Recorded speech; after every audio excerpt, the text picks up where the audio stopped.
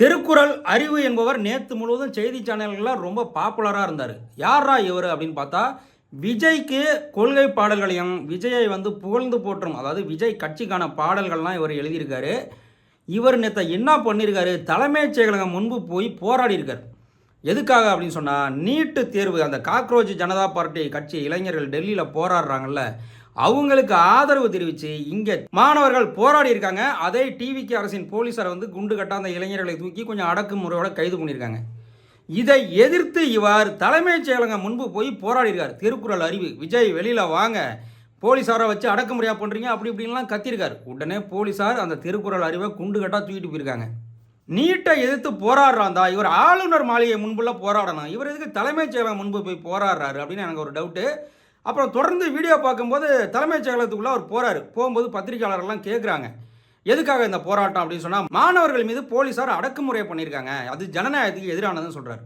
உடனே எதிர்கட்சிகள்லாம் பார்த்தீங்கன்னா திருக்குறள் அறிவை கைது பண்ணதுக்கு கண்டனம் தெரிவிக்கிறாங்க. ஆனால் கொஞ்ச நேரத்திலேயே பார்த்தா முதலமைச்சர் விஜயா அவரோட கேபின்லேயே போய் சந்திக்கிறாரு திருக்குறள் அறிவு. அதாவது ஒன்றும் புரியல நமக்கு. ஆளுநர் மாளிகை முன்னாடி நடக்க வேண்டிய போராட்டம் தலைமைச் செயலகம் முன்பு நடக்குது, போலீஸார் குண்டு கட்டா தூக்கிட்டு போகிறாங்க. அடுத்த சில மணி நேரங்கள்லேயே பார்த்தீங்கன்னா விஜயோட சந்திக்கிறார், முதலமைச்சர் விஜயோட திருக்குறள் அறிவு சந்திக்கிறாரு. அடுத்து என்ன ஒரு ட்விஸ்ட்னு சொன்னால், சந்திச்சோன்னா வெளியில் வர்றாரு. அவரை வழி அனுப்ப அமைச்சர் ஆதவ் அர்ஜுனா அவர் கார் வரைக்கும் வர்றாரு. இப்போ திருக்குறள் அறிவு கைது பண்ணி விஜய் கேபினுக்கு போகும்போது பத்திரிகையாளர்கள் கேள்வி கேட்குறாங்க, எதுக்கு அப்படின்னு சொல்லி. மாணவர்கள் மீது போலீஸார் அடக்குமுறை பண்ணாங்க, அது ஜனநாயகத்துக்கு எதிரானது அப்படின்னு சொல்லிட்டு போனார் இல்லையா. இப்போ திரும்ப வரும்போது பத்திரிகையாளர்கள் கேட்குறாங்க, காரில் ஏறி உட்காந்துட்டார் அந்த திருக்குறள் அறிவு அப்படிங்கிறவர். பத்திரிகையாளர்கள் கேட்குறாங்க, ஒன்றுமே பதில் சொல்லலை. கார் கண்ணாடி ஏற்றி விட்டுட்டு கதவை சாத்திட்டு அவர் பாட்டுக்கு போயிட்டுருக்கார். அதாவது நமக்கு ஒன்றும் புரிய மாட்டேங்குது. இன்றைக்கு செய்தி சேனல்கள்லாம் போய் பார்த்தோன்னு வச்சுக்கோங்களேன், ஒரு விஷயத்தில் அவங்க ரொம்ப கிளியராக இருக்காங்க. என்ன அப்படின்னு சொன்னால், அந்த திமுக அதிமுக அப்படிங்கிற திராவிட கட்சிகளை ஒழிப்பதற்காக சினிமா காரணங்களை எல்லா இடத்துலையும், அரசியல்லாம் எல்லா இடத்துலையும் கொண்டு வரணும்னு முடிவு பண்ணிட்டாங்க இந்த செய்தி ஊடகங்கள். நல்ல நியூஸ், அரசியல் நியூஸ் போயிட்டுருக்கோம். திடீர்னு பார்த்தா யாராச்சும் ஒரு நடிகன் வரான், அவன் முன்னாடி மைக்கை நீட்டுறாங்க, அவன்கிட்ட அரசியல் கேள்வி கேட்குறாங்க.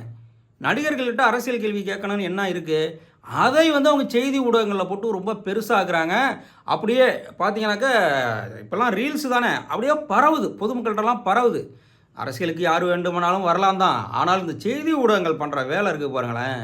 ஒவ்வொரு நடிகர்களையாக தூக்கி தூக்கி அவங்கள தூக்கி விட்டு அவங்கள்ட்ட போய் அரசியல் கேள்வியை கேட்டு இந்த செய்தி ஊடகங்கள் ஒரு முடிவு பண்ணிட்டாங்க மக்களே.